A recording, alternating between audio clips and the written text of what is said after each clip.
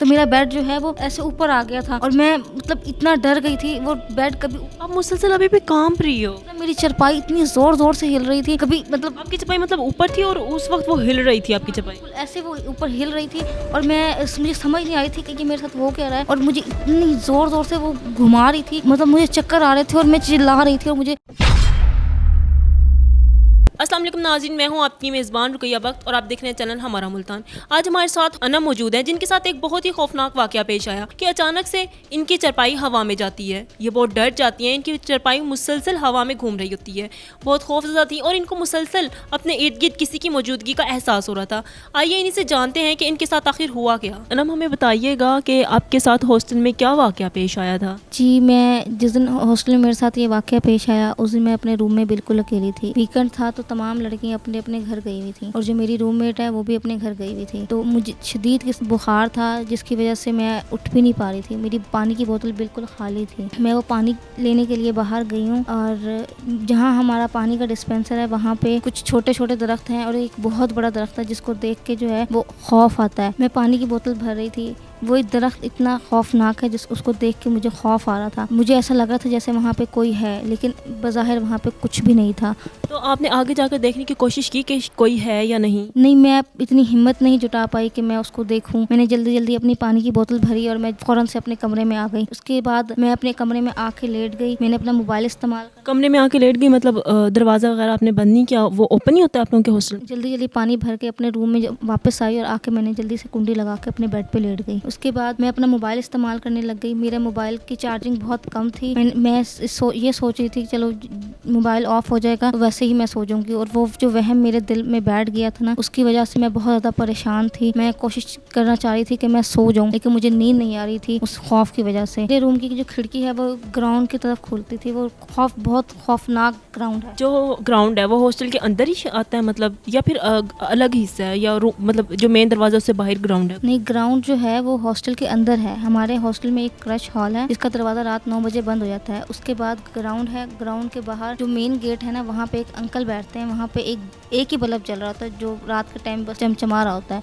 रात के टाइम उस ग्राउंड में देखने से ऐसे खौफ आता है कि अगर कोई लड़की उस रात के टाइम वहाँ उस ग्राउंड में चली जाए तो लड़की इतनी कमजोर दिल होती है कि हार्ट अटैक से मर ही जाएंगी। ना डर लगता है आप लोगों को? इतनी खौफनाक एरिया। और उस वक्त आपकी सिचुएशन क्या थी? आपके साथ क्या हुआ था मेन? उसके बाद जो मेरी सिचुएशन थी ना, वो सिर्फ मैं ही जानती हूँ कि मेरे साथ उस रात क्या हुआ है। मैं जल्दी से अपने बेड पे आके लेट गई और मैंने अपने ऊपर अपने मुंह पे कंबल डाल दिया कि कहीं मतलब मैं इधर उधर की चीज़ों में अपने आप को ना, अपना वहम हटाने के लिए मैं मोबाइल में लगी रही। मैं अपने बेड पे आके लेट गई और मेरे रूम की जो खिड़की जो ग्राउंड की तरफ खुलती थी, मुझे ऐसा महसूस हुआ कि वहाँ से किसी के रोने की आवाज़ आ रही है, जैसे वहाँ पे कोई चीख रहा है, चिल्ला रहा है। मैंने कोशिश की कि मैं उस खिड़की को बंद करूँ। मैं अपने बेड से उठी। मैं इतनी घबराई हुई थी, मुझसे उठा भी नहीं जा रहा था। मैंने बहुत हिम्मत जुटा के अपने आप को खड़ा किया और अपने आप को खिड़की तक लेके जाने की कोशिश की। वो 5 कदमों का सफ़र था जो मैंने 10 कदमों में तय किया। जैसे ही मैंने पर्दा हटाया और मैंने खिड़की बंद करने की कोशिश की तो मुझे ऐसा लगा जैसे कोई परिंदा अपने पर मेरी खिड़की पे मारा है। मैंने जल्दी से खिड़की बंद की।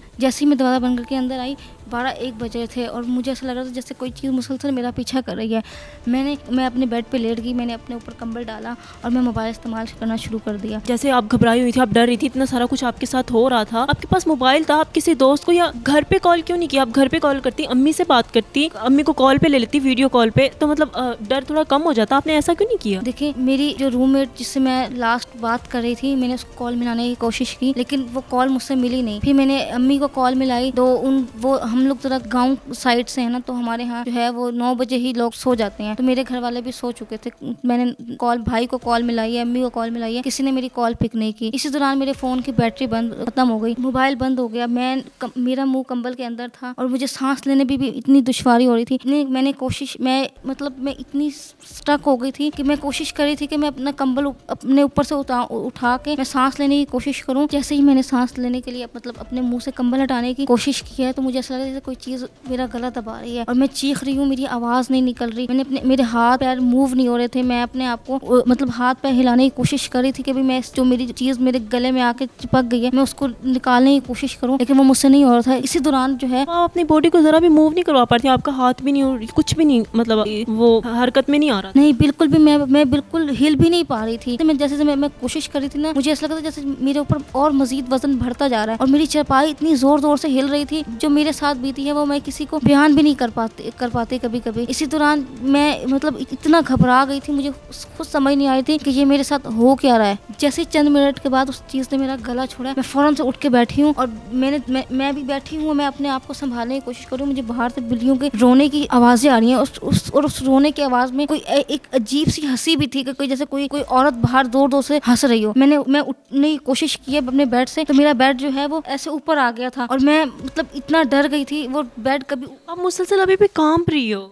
वो जो मंजर मेरे साथ हुआ है ना, वो अगर किसी और के साथ हो तो मुझे नहीं लगता कि शायद वो इंसान जो है वो इसको इस तरह से बयान भी कर सके जिस तरह मैं बयान करी हूँ। मेरी चारपाई इतनी जोर जोर से हिल रही थी, कभी मतलब आपकी चपाई मतलब ऊपर थी और उस वक्त वो हिल रही थी आपकी चपाई? बिल्कुल ऐसे वो ऊपर हिल रही थी और मुझे समझ नहीं आ रही थी कि ये मेरे साथ हो क्या रहा है। और मुझे इतनी जोर जोर से वो घुमा रही थी, मतलब मुझे चक्कर आ रहे थे और मैं चिल्ला रही थी और मुझे कुछ समझ नहीं आ रही थी कि ये मेरे साथ हो क्या रहा है। और उसने चारों तरफ बेड घुमाया, मुझे इतने चक्कर आ रहे थे। फिर थोड़ी देर बाद उसने जो है ना वो बेड खुद ब खुद नीचे आ गया। मैंने सोचा मैं जल्दी से बेड से उठ जाती हूँ। मैं जैसे ही खड़ी हुई हूँ, मुझे इतनी जोर का चक्कर आया और मैं जमीन पे गिर गई। रात को जब मैं बेहोश हुई तो सुबह मेरी आंख काम वालियों के लड़ने और लड़कियों की चहलकदमी से मेरी आंख खुली है। और उसके बाद मैंने देखा है, मैं उठ के बैठी हूँ। मैंने अपने आप को मतलब मेरा सर इतना भारी हो रहा था, मुझे समझ नहीं आ रहा था कि मेरे साथ क्या हो रहा है। फिर मैंने अपनी चीजों की तरफ देखा, मेरी हर चीज अपनी जगह पे मौजूद थी, मेरा ब्लैंकेट हर चीज अपनी जगह पे मौजूद थी। फिर एकदम से मेरी निगाह जो है वो मेरी हॉस्टल की खिड़की की तरफ पड़ी है और मैंने देखा कि मैंने रात को तो खिड़की बंद की थी और सुबह उठ के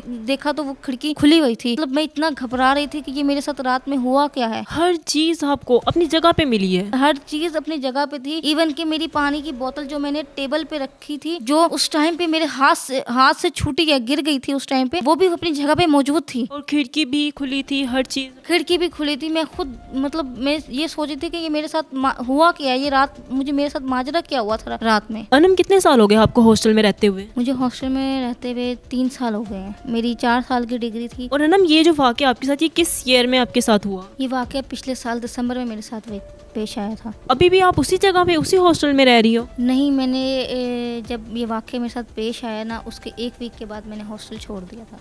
आपने हॉस्टल ही चेंज कर लिया? इतना घबरा गई थी ना। मेरी जो रूममेट जब वापस आई है, उसने मुझसे कहा कि नहीं तुम्हारा वहम था ये वो। मैंने उसको कहा नहीं, मैं यहाँ पे अब नहीं रह सकती, क्योंकि मतलब वो हफ़्ता मेरे लिए हॉस्टल में गुजारना बहुत मुश्किल हो गया था। फिर मैंने फैमिली से बात की। उन्होंने कहा कि अगर आपका वहाँ पे मतलब आपको ऐसे डर लगता है तो आप वो हॉस्टल छोड़ दो।